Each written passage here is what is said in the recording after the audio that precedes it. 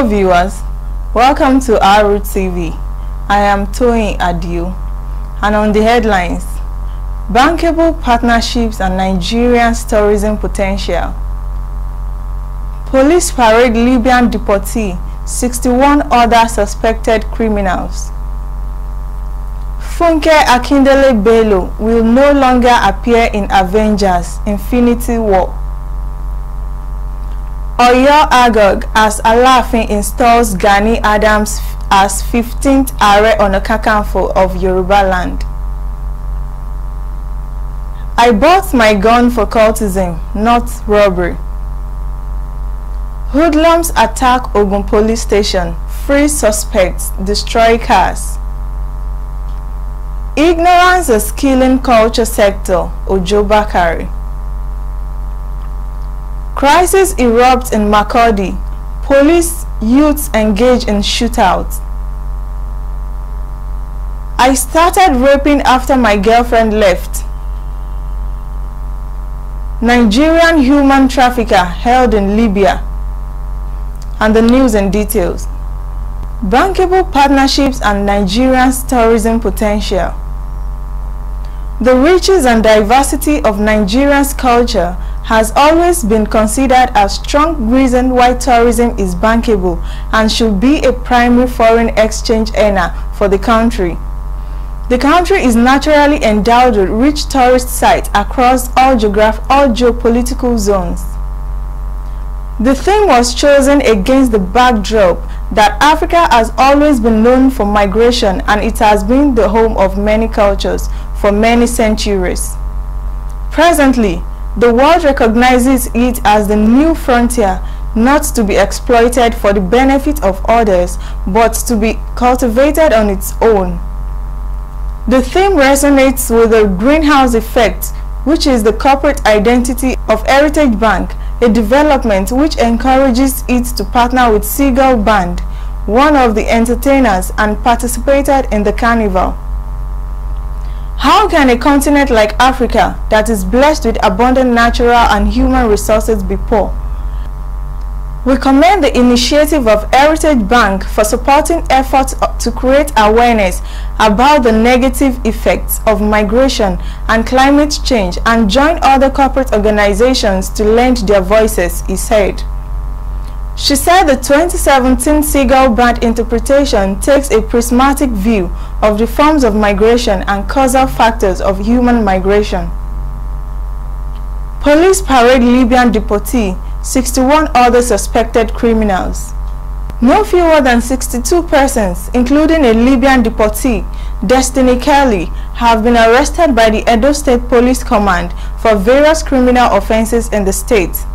The Commissioner of Police, Mr. Johnson Kokumo, who disclosed this to Ourroottv, explained that the suspects were arrested between December 2017 and January 2018. Kokumo stated that the police command recovered several items, including 7 AK-47 rifles, arrested between December 2017, 34 cut to sight and January 2018, 1 toy gun, a machete, and a face mask from the suspected criminals. He also said 7 operational vehicles used by the suspects were recovered. The Libyan deportee, Kelly, said he was picked up by the policemen on December 2, 2017, along with his accomplices, for allegedly abducting and robbing a female corps member. The 2 accomplices were identified as Christopher Abonugo, 29, and Endurance Abureme, 23. Abureme confessed that the gang picked up their victim, one Joseph Jennifer, at Ramat Park en route to Ring Road. He explained that his gang member, Abonugo, posed as a cab operator, while Kelly and himself pretended to be passengers. He said as the car approached the Ikpoba Slope area, the suspect tortured their victim and forced her to surrender her mobile phone, 4,000 naira cash, and ATM card. However, they were said to have run out of luck when the victim's phone was tracked by the police, leading to Christopher's arrest. The Commissioner of Police, Kokumo, said the suspect specialized in robbing unsuspecting passengers and had confessed to the crime. We'll be right back shortly after the break.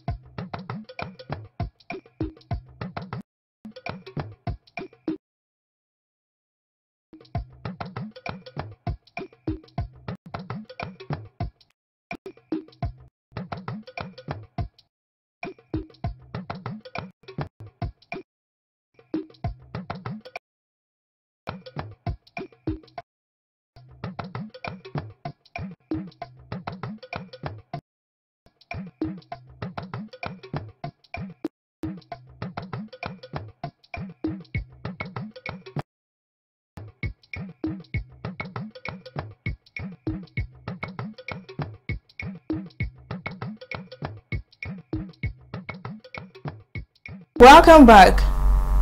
Nigerian human trafficker held in Libya.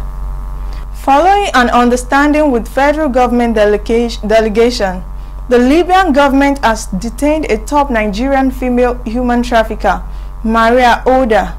Oda, known in Tripoli as Ajia Aisha, is believed to have trafficked more than 80 ladies and girls to the North African country. Yesterday, a returnee said many Nigerians remain imprisoned at a Libyan town from where people connect to Europe through Italy. Mr. Paul A.K., one of the 560 returnees from Libya, said in Port Harcourt yesterday that the federal government should do more by rescuing some Nigerians who are still trapped in some interior parts of Libya. Intelligence reports indicated that Maria Oda was a notorious member of a syndicate recruiting young girls for prostitution, slavery, menial jobs, and exodus to Libya, Spain, and Italy. According to a top source, Maria is expected to be tried in Tripoli. The source said after being trailed for many months, she was arrested. Her profile showed that she is from Akwa Ibom. She is using the fake name Ajia Aisha. She runs a human trafficking ring in Tripoli and she has remained in the business for many years. She had up to 80 girls under her control. She is detained in Tajura Detention Center in Tripoli. The Libyan government has lined up 3 of her victims as witnesses during her trial.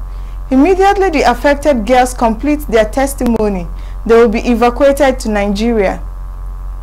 The federal government delegation was briefed about the nefarious activities of Maria Oda. I think if the agreement between Libya and the federal government is firmed up, the suspect may serve a jail term in a Nigerian prison. The federal government has been working in collaboration with Libyan authorities to track down those behind trafficking to the Arab country through Niger Republic.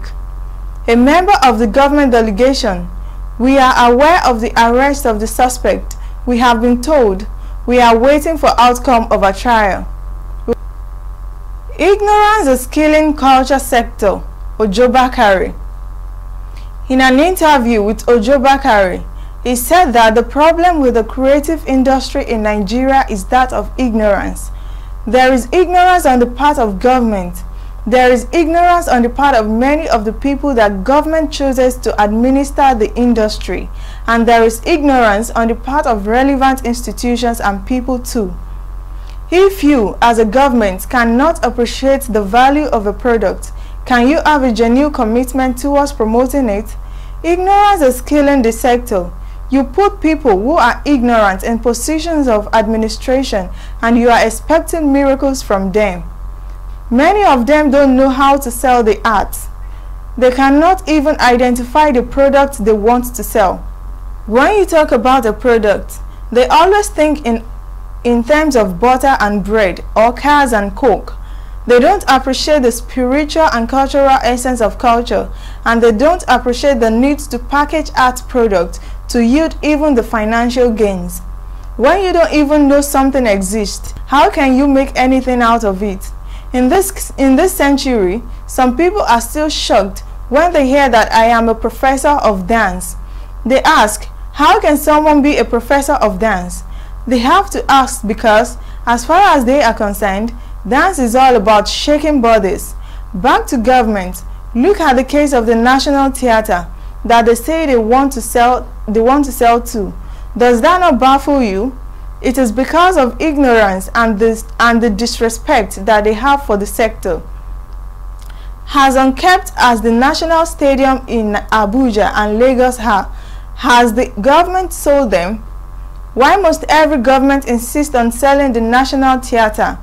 Government has to move out of the position of ignorance at the national, state and local levels. It should do the needful for the culture industry to realize its potential. There is technicality in how you sell art and culture. When you realize this, you will see how profitable the industry is, he said. Crisis erupts in Makurdi. Police youths engage in shootout. Wadata, a suburb of Makurdi, was thrown into another chaos on Sunday night when youth engaged in security men in a shootout. Police public relations officer confirmed that the people were cult members who gathered in the area but were being dispersed by security men. Wadata was part of the areas where youth caused mayhem on Saturday. Ourroottv gathered that the youth had gathered in a particular place with the intention of causing havoc, which necessitated policemen and soldiers to engage them.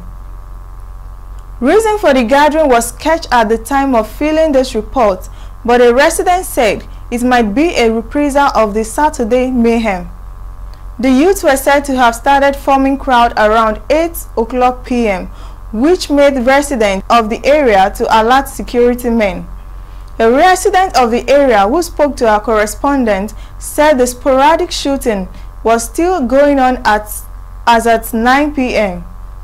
Since the attack on some parts of the ancient town, soldiers have been stationed on Wadata area to cure any possible riot.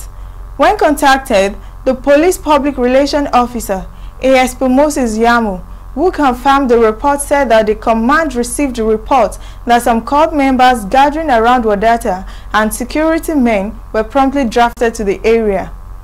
We learned that some cult members were gathering at Wadata and we have drafted security men to the area.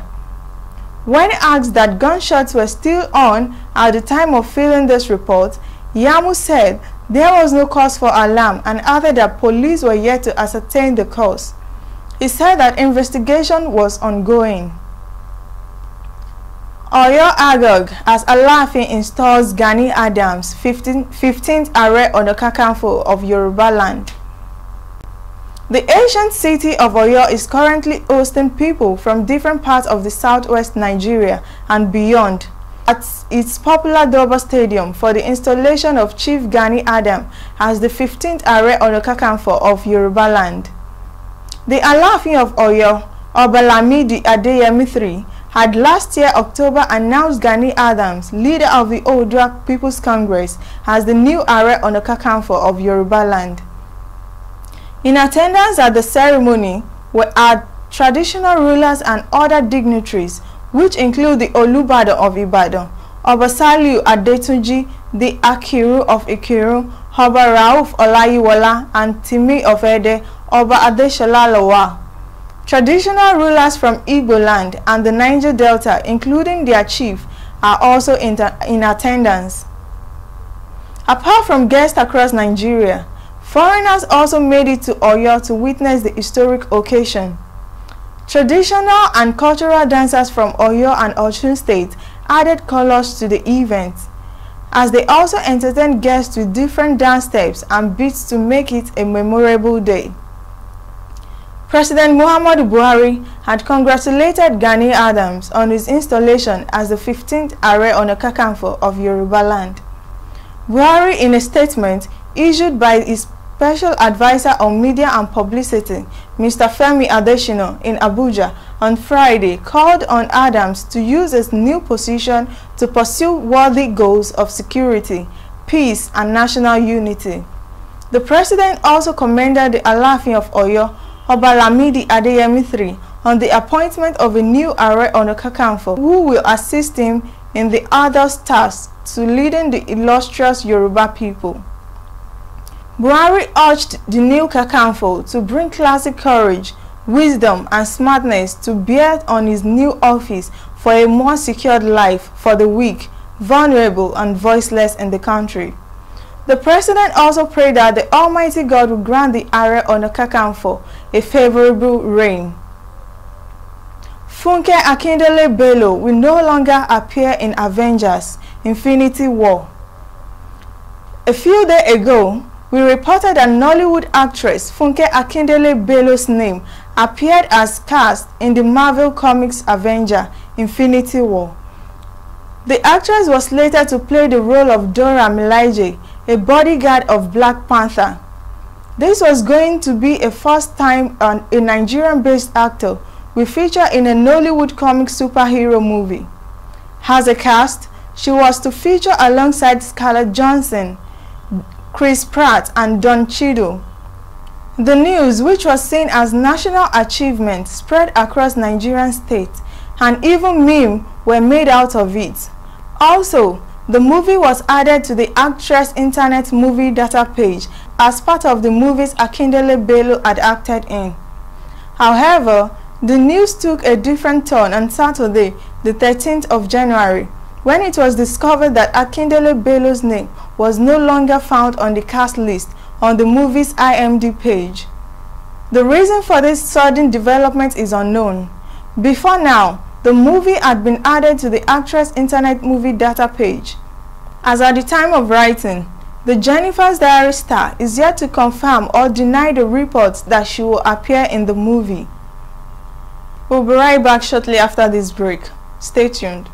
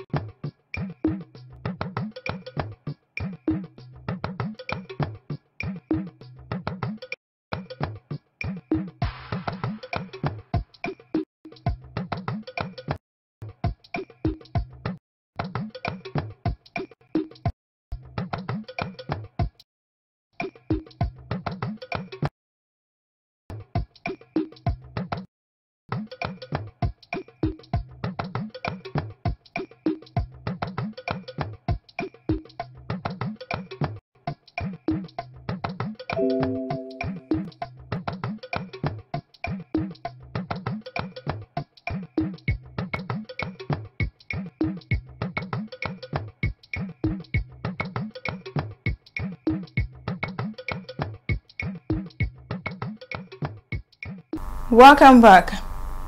I started raping after my girlfriend left. A 20-year-old man, Abdulateef Ibrahim, who was arrested by the Niger State Police Command for allegedly raping a 5-year-old girl, has pleaded for forgiveness, saying he started raping children after his girlfriend left him. The Niger State Police Public Relations Officer, Muhammad Abubakar, said on Sunday that the suspect was apprehended by operatives attached to NASCO Police Division, adding that he had been charged to court. Abubakar explained that the suspect confessed to the crime during interrogation, noting that the victim had been taken to the General Hospital, Magama, for treatment.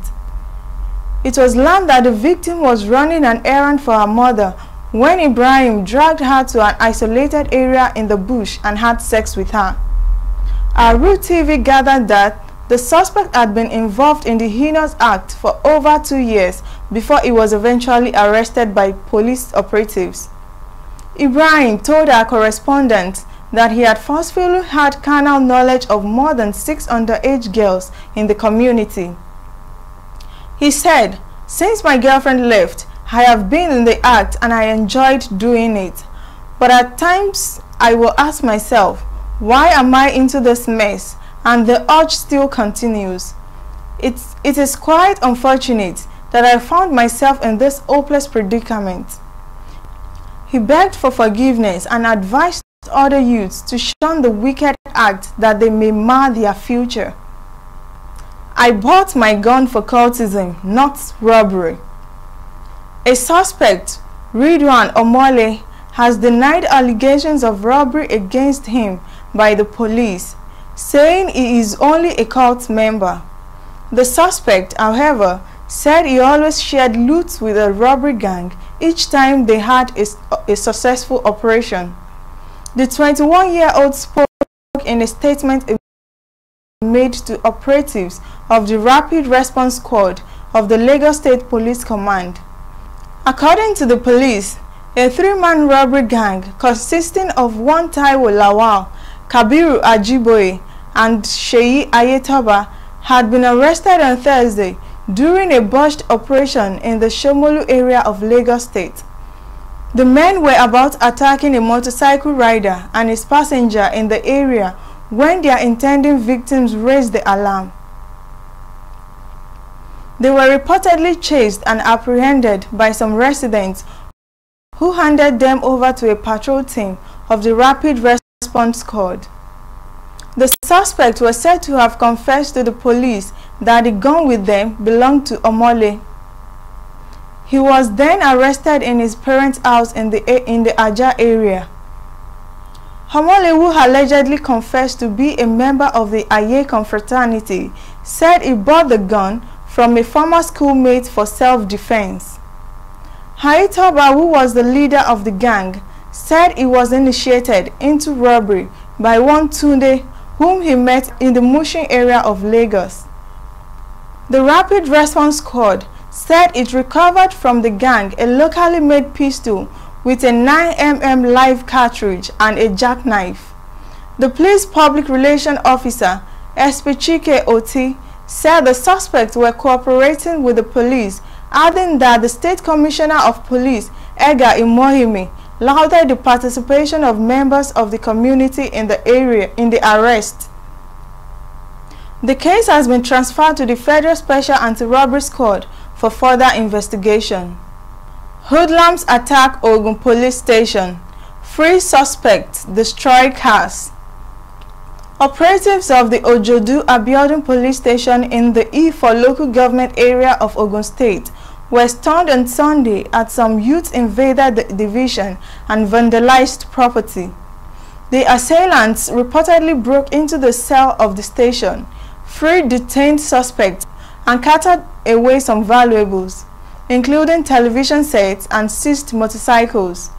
Cars parked beside the station were also destroyed. Ourroottv learned that the youths, in a large number, stormed the station around 1 p.m. in retaliation for the shooting of a youth. It was gathered that a team of policemen had raided a black spot in the Yakoyo area on Saturday, when they were confronted by some hoodlums. The team was said to have responded with gunshots, during which the victim, Dada Omotoye, who was relaxing in front of his house, was hit by a bullet. He was said to have been rushed to a private hospital in the community. On Sunday, some angry youths were said to have mobilized to a checkpoint along the Alagbole under bridge, but were repelled by the operatives on duty. They allegedly regrouped in numbers and attacked the division around 1 p.m. It was observed that glasses of the station's window had been shattered, while its charge room was in a shambles. An electricity box at the entrance of the charge room was also destroyed. The Ogun State Police Public Relations Officer, Abimbola Oyeyemi, confirmed the shooting of the residents and attack on the division. Oyeyemi, an assistant superintendent of police, said the perpetrators of the attack would be tracked down and brought to justice. The PPRO said the freed suspect had reported back to the station. Here comes the end of the news. Thank you for listening. I am Ourroottv.